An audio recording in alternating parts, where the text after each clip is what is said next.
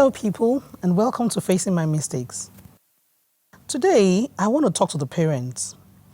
Parents, do you notice some changes in your children at any point in time? Mostly psychological changes. Most of us notice the physical ones, maybe the child is getting bigger, thinner, or whatever it is. But psychological changes, when the child calls up to one corner, or all of a sudden a once very playful child all of a sudden cannot talk again. Do you notice these things? Most of us don't. And even a few of us that do notice, what do you do about those changes? What do you do about the things you notice? Do you investigate them to find out what exactly the child is going through? This story today really speaks to us parents, and I want us to listen very carefully.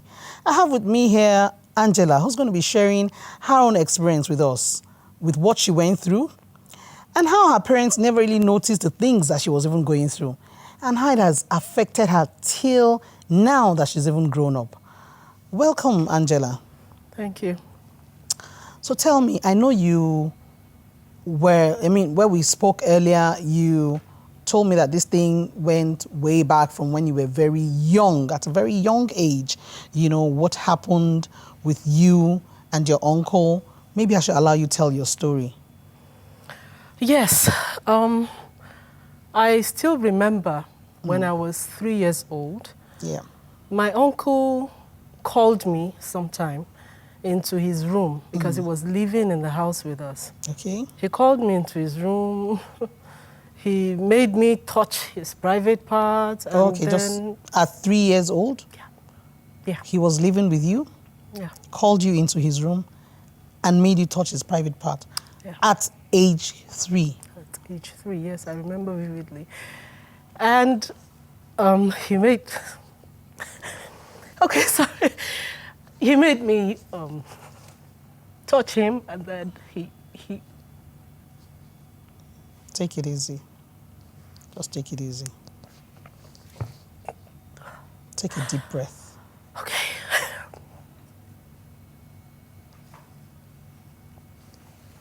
Okay. Sorry about that. I totally understand. Yeah. He slept with me the first time. It did hurt, I know, at that age. Yeah. It did hurt. I tried crying. I tried telling my parents. Yeah. But he told me that if I talk about it, if I made a sound, he was going to tell my mom. And of course, my mom was a disciplinarian. Yeah. She would spank me. If you told her? She was so strict. She was too strict. Oh my God. I wasn't close to her. I was scared of her. I know. So I can't imagine. We used to call my mom Margaret Thatcher when we were young. Mine was a lot more than that. Oh. So he did it a couple of times, and then my mother would bathe me, and you'd see me adjusting when it's time to wash my private parts. I would shift and everything because of the pain, but she never noticed. So when she's bathing you, you would shift, you will, look very fearful and all that. Yes, and because she never asked you what was wrong with you. Why are you doing like that? Or why are you moving this way? Or did you injure yourself or anything? She never asked you. She never asked. She never noticed. So it went on like that for a while, for a long while, because and my the man uncle had me continued to live in your house. Yeah. Yeah. He was living in my house and he had me a couple of times. Oh my God. And I thought it was normal after some time. We'd even travel to my village and he was my favorite uncle. Oh. I used to call him Bros me, I would hold your thoughts right there. Your favorite uncle. My favorite uncle. Hold your thoughts right there. We're going on a break. We'll be right back. Okay, so this man was your favorite uncle. But let me take you back a bit. When he started molesting you at that tender age of 3, you said you couldn't tell anyone, you couldn't tell your mom and all that. Why couldn't you do that? I mean, was it that you were thinking that you tempted him to do that, or you thought it was your fault that he was doing that to you or something, and the guilt will not make you talk to anyone? I didn't think I was guilty, but I didn't think I was doing anything wrong either. Because after some time, it became like a part of me. He would became call used me. to it. Yeah, he would call me into his room. I still remember the disgusting room, the filthy room. He would call me in there and he would have his way. But I felt it was normal. I felt it was just okay. How long did this go on for? It went on for a long time until when I got to the secondary school. Oh I my went to an God. all-girls school. And, girls, we started gisting and girls were talking about virginity, how it was with the boyfriends and all that. And I was like, what are you talking about? What is that supposed to You never mean? experienced that? No.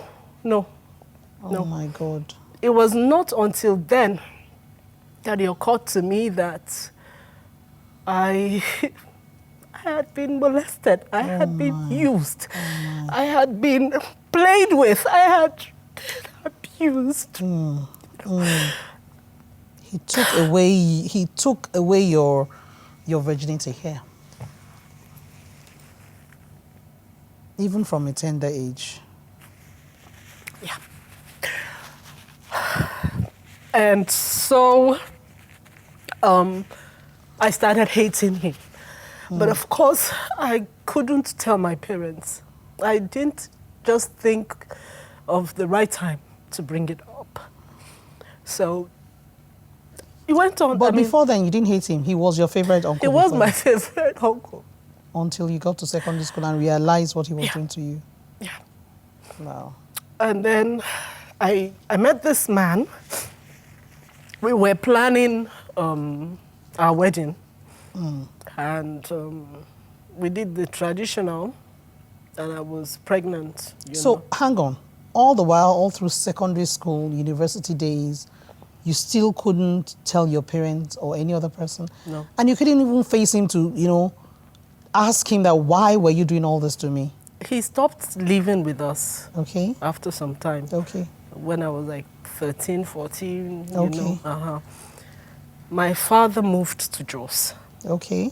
So he was back here in Lagos, Okay. And then and then I went to school. I met this guy and I got pregnant. Okay. We had the traditional wedding and then it was time to get... Before you go there, after all that happened with your uncle and before you met your husband, or even while you were with your husband, while you were courting, what was it like, for a man to touch you? I don't like men. I don't like sex. I don't like love. Love is not in my dictionary. Wow. Even now that I am married, I'm happily married with kids, but I don't love my husband. Okay, just hold it right there. So you married this man and you don't love him? No, I don't love him. I got married to him because the society insists that I get married. I'm from the western part of this country, where it is a must. I wanted to make my parents feel good and fulfilled about you did it bringing for me them, up. not for yourself. No, not for myself. So I got pregnant. The traditional was done. And then we were supposed to do the registry. But then something happened. We had some misunderstanding then with my husband to be. And then my father came, then this same uncle, every now and then he comes to Jos to see us. Okay. And then my father called me and he was like, and of course I was like that, Heavily pregnant. And my father said, Angela, why don't you go to your uncle and have him pray for you because he's a white garment pastor. Okay. And that was when all hell was let loose. Wow. Because I now finally had the opportunity, the courage, the time, the place, you know, Yeah, to talk about it. Go mad. To blow. And I did. I really did. I was so mad that I had to tell. And then my grandma was there, Yeah. his mom.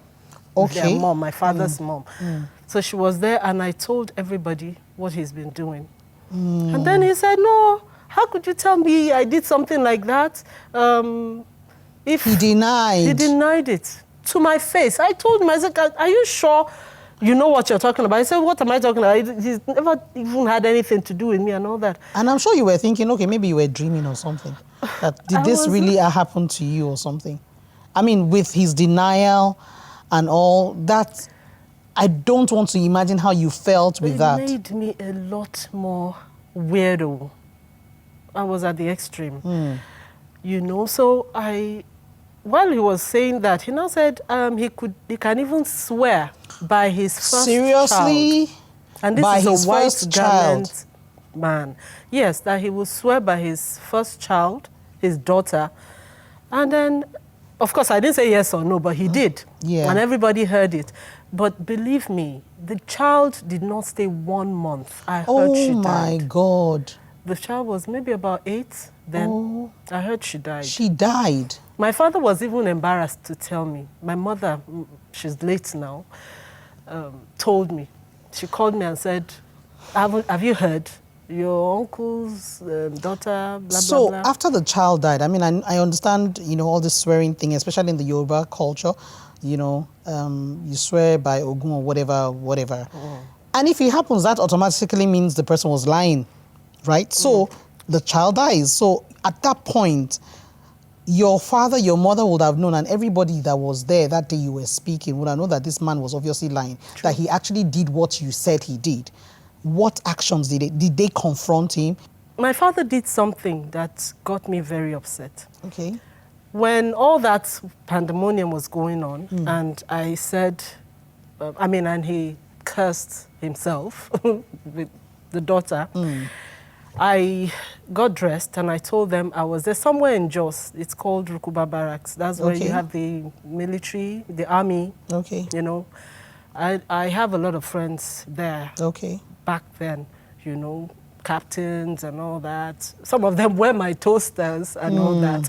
So I just stormed out of the house and I said I was going to Rukuba Barracks. And by the time I come back, they would pick him up. You know, and of course I wasn't just here anymore. I was, you know, it was like accumulated anger. Yeah. You had bottled up all the anger, the frustration. It was too much for me. That day was the day for you to vent everything out. Exactly. So I came back and I was looking for my uncle, and they said he wasn't there. He's on his way to Lagos. I was like, who took him to Lagos? They said my father bundled him into the next available luxury bus, and I was so upset. But there was nothing I could do. Oh yes, he did, because God knows what I would have done to him. So your father helped your uncle to escape, so that you don't lynch him, so to speak. And you say you don't like that. Did you ever tell your dad that, I mean, why would you do this? Why would you not, you know, believe my story over your brother?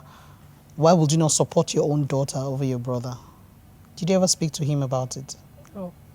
No, because he never even asked me up till now. Up till now? Even after the man's daughter died? Yeah, he didn't ask me.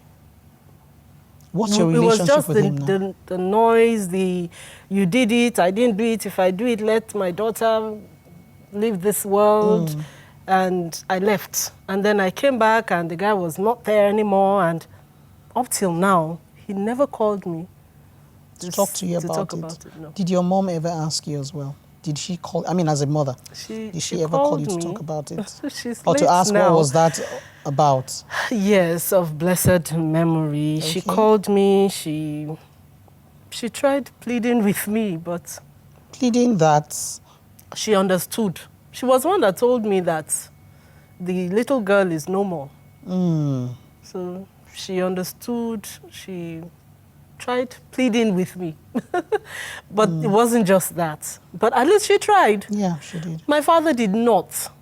And my father and I are supposed to be very good friends. Yes. In as a fact, girl. out of all my siblings, the rest of them, I'm his first child. The rest of them feel I'm his favorite. Wow. I'm supposed to be, but I have this grudge. I have this thing I hate him for. And I've never been able to tell him. Till now, you haven't been able to tell him. Don't you think you should sit him down someday to tell him how disappointed you are in him and what he did wrong that you didn't like, and the fact that he couldn't even confront his brother to that? I think it's important. I look forward to that day, just like think I it did is. look forward to the day when I told them about my abuse. Yeah. That I day think would you come. should before Maybe it's not too now. late. Before it's too late. Maybe in his coffin, I'll tell him. No. I think it should be before that. I think in all of this, my husband is the one that suffers it most. I can imagine. You know, he He does must anything to be make a me happy. very Everything to make me patient happy. man. Yes. He must He has his own too. Yeah, he will. But I mean, But, looking you at know- typical Nigerian men, and then men, please don't kill me for this. I mean, you have to understand with me. I mean, any typical Nigerian man would have gone gaga, especially when he tries to touch you and, you know, you hit him, or, you know, you're not just comfortable with him around you.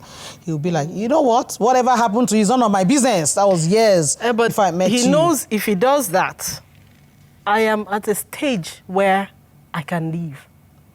I have fulfilled that rituals of I must be married. Yeah, I and was having married. kids. Hey, everybody, Nigeria, I'm Yeah, married. I'm married and I have kids, so what's the big And deal? I have kids. So right now, if he doesn't pipe low to my level and just let's see if I don't know, you know, God is on top of the throne. Anything can happen. But I must tell you something. I could leave. And again, if he was another man, don't let me say typical Nigerian man before they kill me. If he was another man, he wouldn't care whether you leave or not. But you know something? I believe that this is the man God chose for you. I believe that this is the man that truly loves you and is willing to help you in any way to get through to this, right? Yeah. He yearns for your love. I have never met him, but I feel with everything you've told me about him, and with the way he treats you, right, regardless of whatever you do to him, he's still there to help you out, right? He loves you. And I want you to tell me, what would you deep within you, what do you want? Would you want to love? Because I think you respect him a lot. I think you respect him a lot, but you just cannot love because of what had happened to you. You don't have any feelings. I don't love any man. Yes, I know, because of what, the only feelings you have is probably towards your kids, that's all, right? Deep within you, would you love to love your husband? You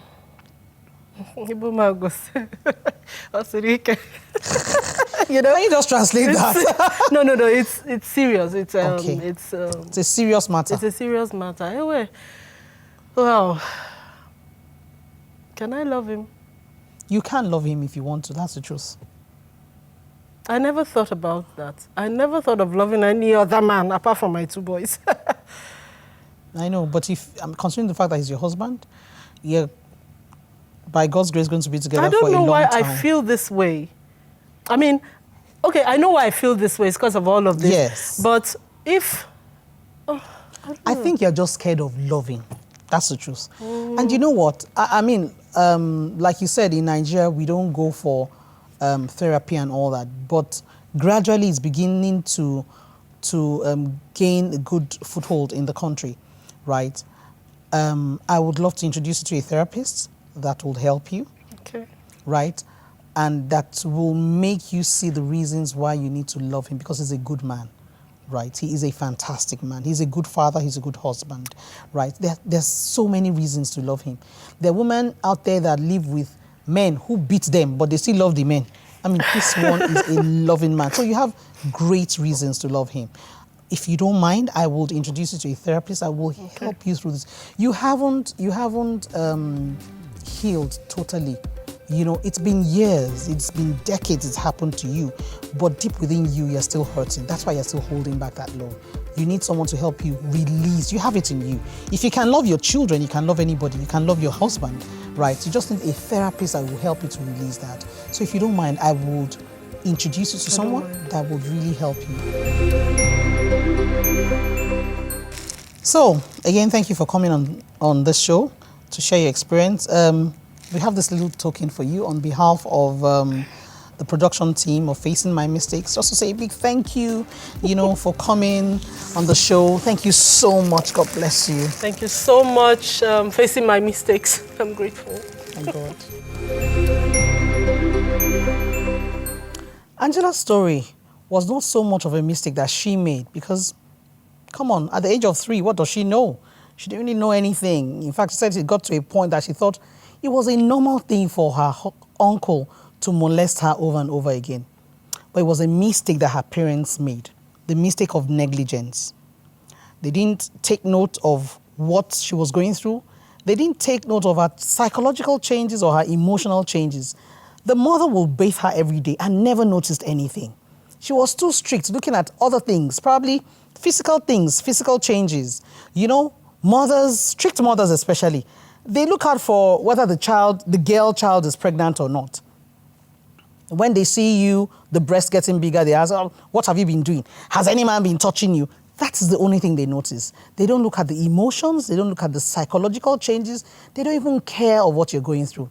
That's great negligence. And that's what has caused Angela or Angela's uncle to continue to do what he was doing over and over and over again.